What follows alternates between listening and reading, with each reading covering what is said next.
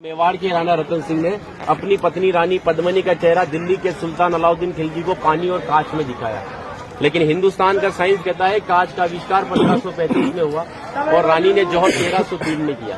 तो 237 साल पहले अपने हिंदुस्तान में कांच और मिरर नहीं थे।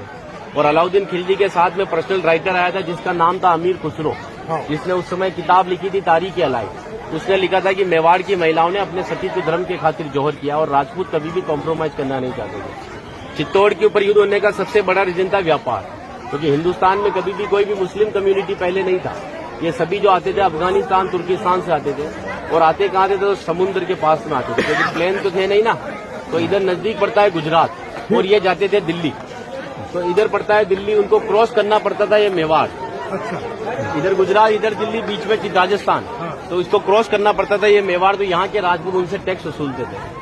तो वो समय था 1299 का, जब अलाउद्दीन खिलजी पूरे हिंदुस्तान पर इस्लामी शासन चाहता था। गुजरात से जब दिल्ली की ओर रवाना हुआ तो यहाँ पर राणा रतन सिंह के पिता थे रावल समर सिंह। उन्होंने दिल्ली जाने से पहले उससे टैक्स लिया, और टैक्स लेने के बाद में जब अलाउद्दीन दिल्ली पहुंचा तो मेवाड़ से नाराज कि मुझे दिल्ली में शासन करने के बाद में हर बार मुझे मेवाड़ को टैक्स देना पड़ेगा, इससे अच्छा है मैं मेवाड़ को जीत लूं। तो दिल्ली से वो 1.5 लाख सेना को लेकर मेवाड़ की तरफ बढ़ा, लेकिन चित्तौड़ से दिल्ली का डिस्टेंस 600 किलोमीटर है। तो उसने पहला स्टॉपेज 1301 में रणथंभौर के किले पर डाला, सवाई माधोपुर। वहां का राजा था हमीर देव चौहान, जिसको मित्र बनाया, और उसी मित्र को रात को खाना खाते समय पीठ के पीछे छुरा घोंपकर मार दिया।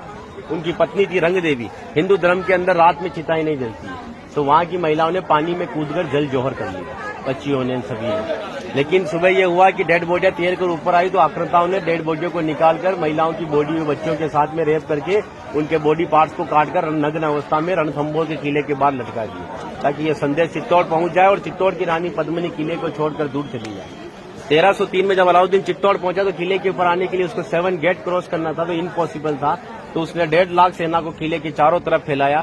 8 महीने के बाद में किले के ऊपर खाने की कमी आई, तो रानी पद्मिनी के चाचा भतीजा गोरा और बादल ने राणा रतन सिंह से कहा कि हमारा राशन खत्म हो रहा है, और जब ये भूखे और कमजोर सेना से हम युद्ध करवाएंगे तो ये युद्ध नहीं कर पाएंगे। रतन सिंह को बातचीत के लिए 7 गेट के नीचे भेजा, तो अलाउद्दीन खिलजी ने उनकी गर्दन पर तलवार रखकर झुकने के लिए कहा, लेकिन मेवाड़ का राजपूत सर कटाने के लिए मंजूर होता है, लेकिन सर झुकाने के लिए कभी मंजूर नहीं हुआ।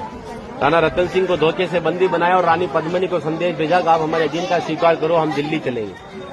रानी पद्मिनी कहती है जो नरसंहार तुमने 2 साल पहले रणथंभौर के किले में किया, तो यहाँ की महिलाओं के साथ में भी वही होगा।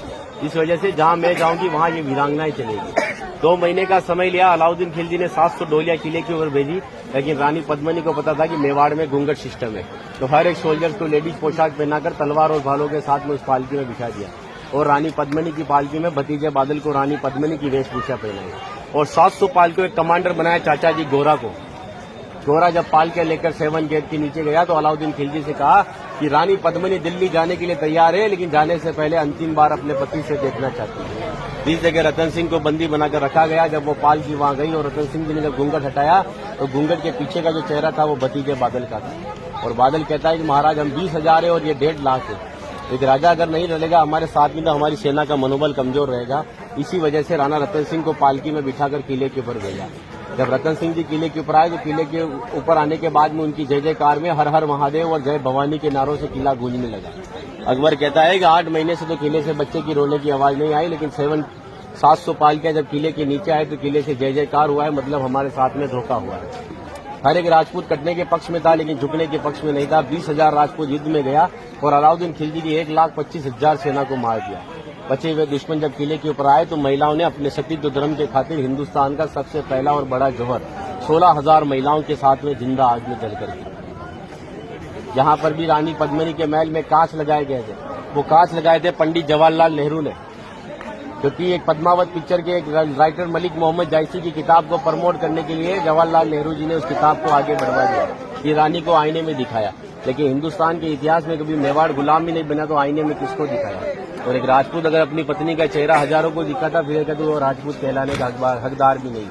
इसीलिए 2 घंटे अपन इस किले के ऊपर घूमे तो एक लाशों के ऊपर चल रहे होते, सब जगह लाश है। इसीलिए उन महिलाओं के सम्मान के लिए कहावत कहता हूँ कि गिरा जहाँ पर खून वहाँ, पत्थर पत्थर जिंदा है, और जिस्म नहीं है मगर नाम का अक्षर अक्षर जिंदा है, और जीवन की यह अमर कहानी अक्षर अक्षर गढ़ लेना, और शौर्य कभी सो जाए तो महाराणा प्रताप और शिवाजी को पढ़ लेना।